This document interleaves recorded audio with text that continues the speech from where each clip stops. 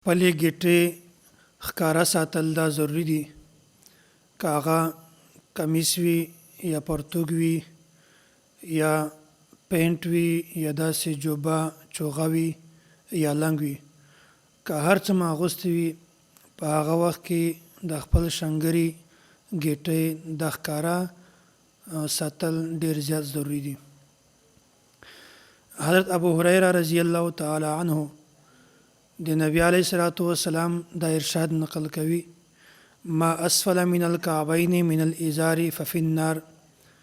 د کپړې چې کومه حصہ دا په ګیټو نه لاندې وي هغه حصہ به جهنم ته ځي. بعضې خلک د دې حدیث دا مطلب اخیستی ده چې کومه حصہ دا په کپړه کې پټه وي هغه حصہ به جهنم ته ځي، یعنی کومه کپړه چې په ګیټو نه لاندې وي هغه حصہ به صرف جهنم ته ځي، نور جسم به جهنم ته نه ځي. حالانکه دا مطلب بالکل غلط ده. اصل د دې حدیث مطلب دا ده چې کوم یو کس کپړه غرور او تکبر دی وجه نه د شنګریو لاندې وي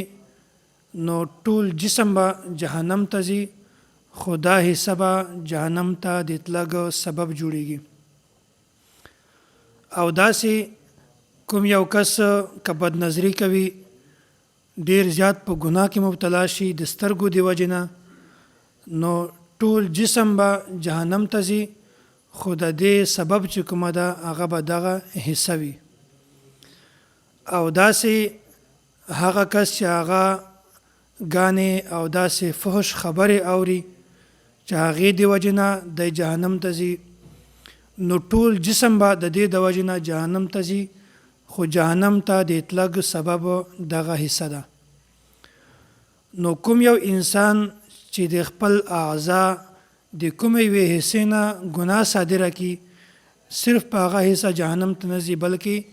ټول د انسان جسم به جهنم ته ځي، خو د جسم جهنم ته د تلګ سبب چې کومه ده هغه به هغه حصہ وي. خپلې ګیټې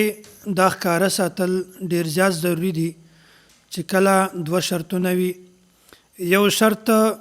د سړي دپاره او بل شرط د کپړې دپاره. نمبر 1 قائما، یعنی خپلې ګیټې خپل شنګري هلته ښکاره ساتل ضروری دي چې کله دا انسان ولاړ وي د قیام په حالت کې وي، او که چیرته دا سړی ناست وي یا پروت وي نو په دې وخت کې د خپلو ګیټو ښکاره ساتل دا ضروری نه دي. او بل شرط دا د کپړې دپاره ده نازلن، چې دا کپړه د بره نه ښکته راځوړندوي، یعنی قمیص په شکل کې یا پرتوک په شکل کې یا داسې پینټ یا چوغه یا پتلون، داسې دا ټول د بره نه راځي. که په دې صورت کې د چا ګیټې دغه پټې شولې نو بیا دا سزا او چې کوم د جهنم والوعید ده دا د هغه کس لپاره ده. او که یو کس داسې وي چې هغه کپړه د بره نه نه وي راځوړنده بلکې هغه د پښو د طرفه نه اغوستې وي، مثلا جورابې شوې یا داسې موزې شولې یا داسې نن سبا بعض مزدوران داسې کپړې اغوندي چې هغه د پښو نه راواخلي د سر پورې ټوله یوه کپړه وي، په داسې صورت کې بیا خپل شنګرو پټول دا ضروری او لازم نه دي. نو دا صرف هغه وخت کې د شنګرو ښکاره کول ضروری دي چې سړی ولاړ وي د قیام په حالت کې وي او بل دا کپړه نازلن وي د بره نه ښکته راځوړنده وي. که سړی ناست وي یا پروت وي یا دا کپړه چې کومه ده